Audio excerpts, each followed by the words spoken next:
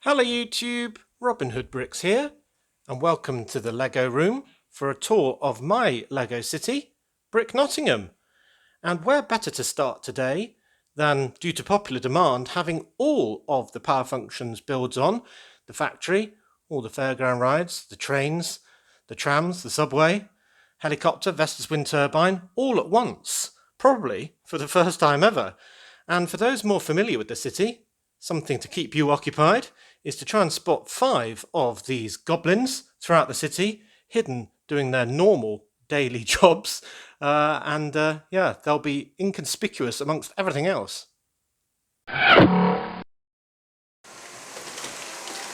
Okay, well, if you can still hear me, there is our haunted subway train in the subway station, and I think you just saw the other subway train whizzing through. If we try and catch that, it'll appear at the second one there. Then we've got the elevated tram or monorail there in orange, the Flying Knotsman train whizzing there underneath with all of its dark green carriages. In the distance there we've got the Coast Guard helicopter whizzing away, and the Vestas wind turbine as well. And then we'll be seeing the very long cargo train with its 3 locomotives and 20 different cargo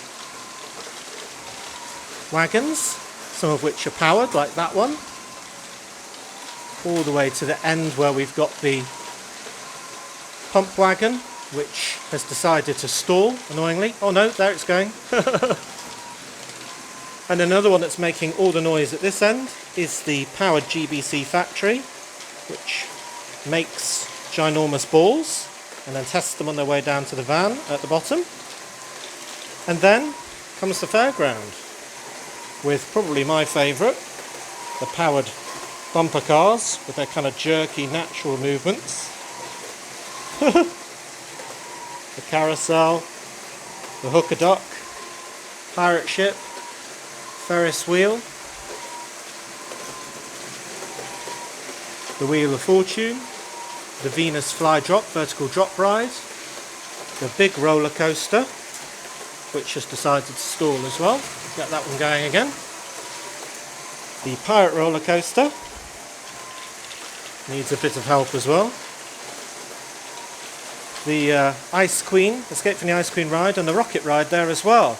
And there will be a lot more in the future, as all of these rides are waiting to be incorporated into the fairground, and they are all motorised as well, so it's going to get even louder. But yeah, all that motion is just absolutely fantastic, from the dodgems to the trains whizzing through, the factory. Oh, got a bit of a backlog there. And of course, the trains. Wonderful. Cool, well, I'm sure you're getting tired of all this noise as well, so I'll turn them all off. Oh, that's a lot better. All those motors were far too noisy. Now I can hear myself think again. I mean, there must be more than 20 of them if you include all of the train motors as well. So we can start the tour proper now. And what I thought I would discuss while going around is my original design principles and how I'm doing against them in the city to date. And the first one of those design principles is density. And if you look at this view, I think you'd pretty much agree that I'm doing very well against that challenge, which was to get absolutely as much Lego in my city as possible.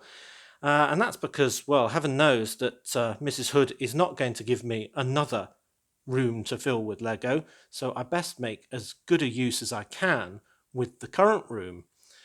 And it's a really good rule that I'm very happy with sticking to, because I want to get all the scenes sort of crammed in next to one another, explosive ones like this one, perhaps being right next to another sort of hectic scene going on at the Space Tower, or a building calamitously leaning next to one another, because it's a lot more fun, and it means that my city is just packed with interest, essentially, and that's something I definitely think is a winning formula.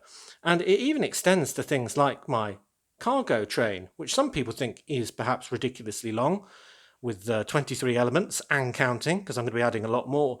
But the way I see it, all of the track that isn't occupied by a train at any one time is kind of empty. And as a result, needs filling with more trains. So the longer that train is, the more efficiently and densely I'm using my space. And I'd also think that a realistic scene is a very dense one, because life is quite busy and we do use all the space that's available to us in real life.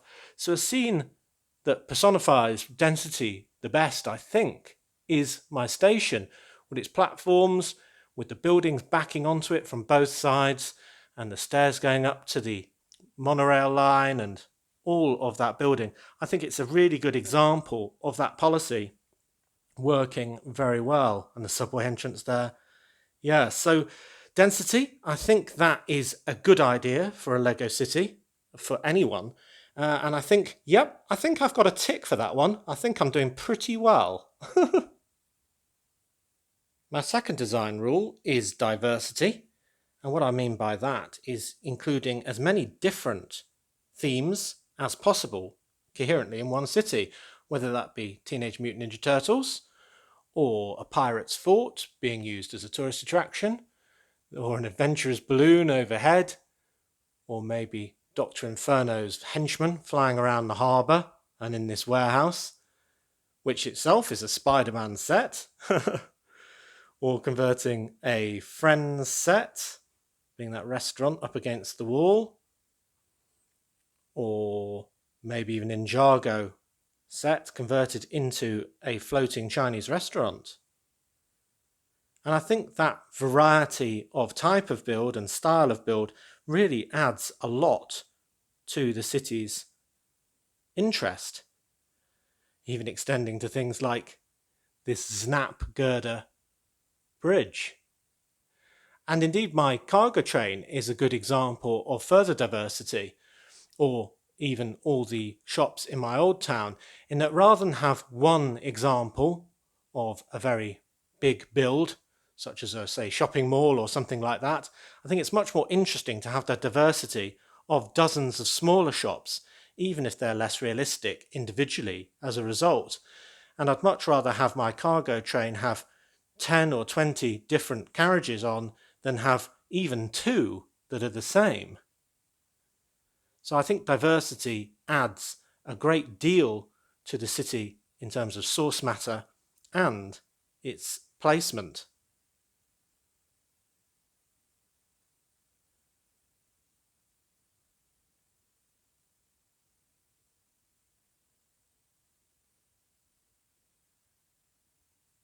My third design rule was to incorporate as many different levels as possible in a Lego city. And that's because the majority of Lego cities I'd seen at that point were either on one single flat level or on two, where you had one area of the city higher to allow trains to pass underneath. But I wanted to do a lot more. So the lowest of my levels was my underground level, where I've got two full subway stations, all linked to the surface, and a few other interesting treats. Before we get to sea level, where the River Trent is on, going into the marina, and Brick Bay, which I'm standing in. And the marina is a really good example of those layers working really well. And you've got the sea level, and then kind of the pier level, and then up to the square of Market Square. But even then, there's just one more brick height increase before you get to road level. And those steps and ramps and so on really make for a lot of interest. So I think that's something that is very interesting and successful about my city. And it also allows you to go back down again into the cavities you've created and make really 3D subway entrances. So you can see a minifigure all the way down there. It really is quite deep. And that's not where it stops. We can go up then, and we've got the wonderful castle, another theme there, on Castle Rock, and One Tree Hill out the front with the reenactors for the tourist attraction that is the castle. And up even from there, we've got flyers supported from the ground which I think of as low flyers, like that one and this helicopter. And then we can go up even higher into things flying high, like these 3 jets flying in formation, or our alien conquest saucer coming down to attack. And then I go even higher than that by actually sticking things to the ceiling. And that is what I use to represent space. And here we've got my combined double set space station, which I think looks absolutely amazing. And no, it hasn't fallen off yet. And then these layers go even further into the harbour, where we've got much different levels on either side of this fence. And that 3D texture really makes the world look a lot more interesting than a regular pancake Lego city. Awesome.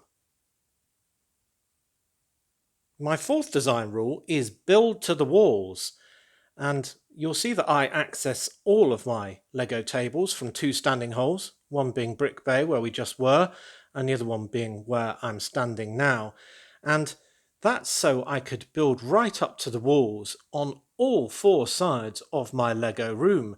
And that gives the wonderful impression that the city goes on beyond the confines of where we actually have bricks, and makes the city look a lot bigger. So even when it's tall buildings like this, I deliberately make them nice and narrow, so we aren't using so much space. There's the density again.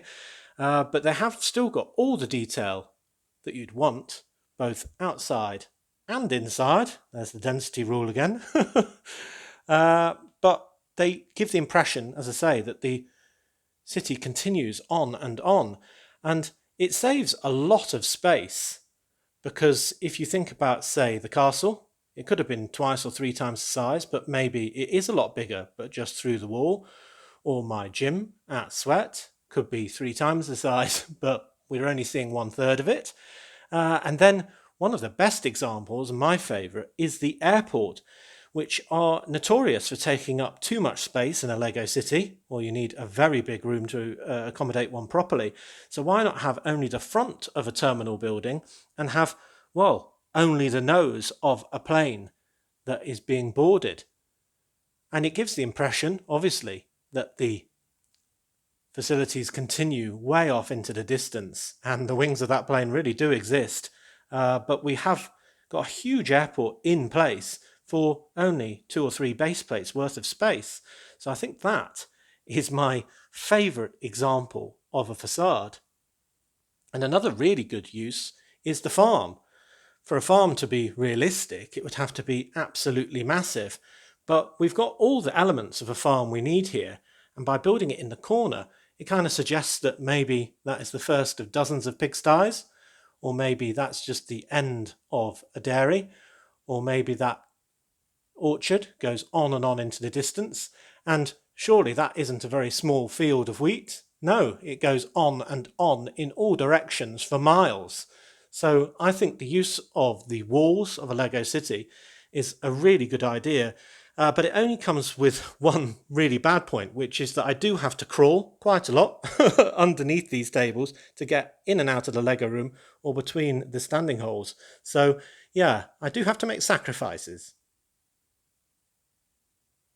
Now, the 5th of my design rules is probably the most important to me, and that's to build in the Lego style.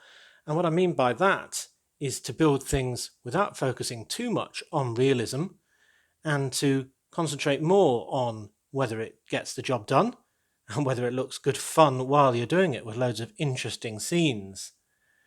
And I don't mind having, for example, visible play features on cranes, or having open back buildings like all the front run of shops all around Brick Bay, or even the larger builds against walls or on the entire street flanking the second standing hole. That just allows better access, and us able to see a lot more of the interiors, which I spend just as much time on. And I always think it's best to have a main viewing angle for the Lego room, and for me that is the doorway where I'm standing now. And as long as none of the open backs are visible from that perspective, then I think it's perfect. And there will be problem areas, like I've got here with my train shed, where having it closed on both sides would make it look much too enclosed. So as a result, I just changed the design so it was supposed to be open-sided and actually serves to cater for both rails worth of trains in its new style. And I think that works a lot better than perhaps closing in a building that means you can't see the wonderful insides. Another thing I like to do with building in a Lego style is only use official Lego pieces and official Lego prints and stickers. And that just means you have to get a lot more creative perhaps, and you can recycle your adverts for billboards all around the walls, or make your own signs, and recycle vintage pieces for use in new builds. And I think that just adds a lot of interest and is more of a challenge in a way. So those are my 5 main design rules, and they've served me very well. And I think I've stuck to them pretty well too, in that I've got a very interesting and exciting and busy Lego city that just keeps going from strength to strength.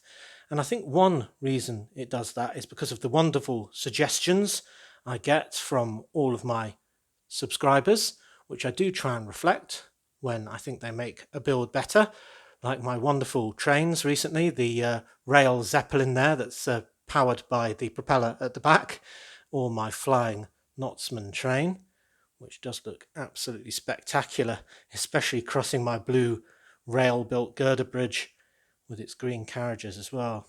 Really, really nice there. And we've got a few new arrivals, not just Santa, not just more dogs, but there's little Christmas Grogu there floating down the street in his bubble.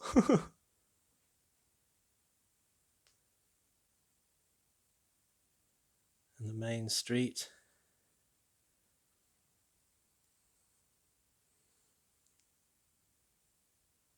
The old town. I do love this pub with the angry man and his angry dog. That's the Crown Inn. Beneath the castle, of course.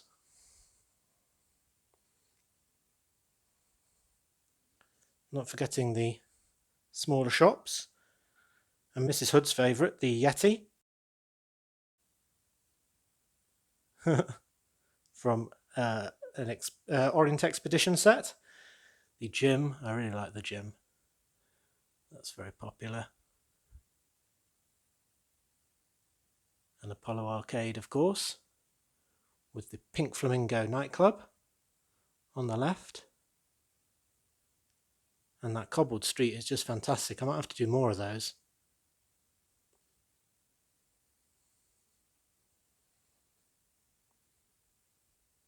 And you can't beat a good 3D sign, can you? On the fish and chip shop and Krusty Krab.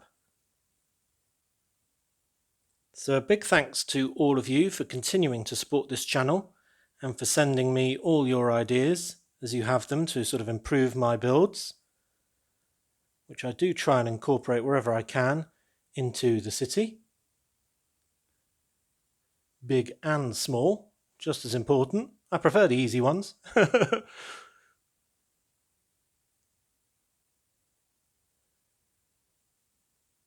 But don't think that we're running short of ideas. We may be running short of room, but not really. I mean, there's lots of gaps throughout. You'll have seen bare spots, and they'll all be occupied to the same level of density before too long.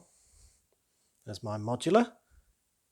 One of the areas that's going to be developed will be this great big building site here. Will actually become a building.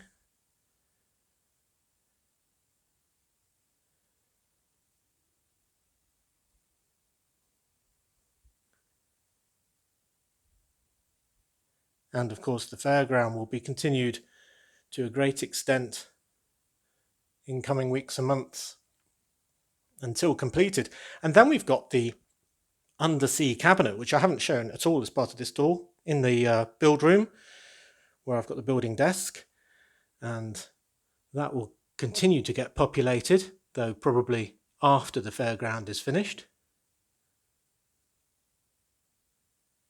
And I do intend to get the new modular and create more modulars to go on a street here,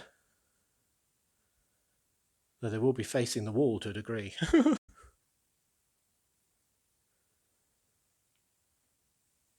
Well, this city is getting far too big to do in detail without going on for hours and hours, so I think I'll stop with one of my favourite views being the castle, the station frontage. Wow, love that. So as always, thank you very much for watching. It is appreciated.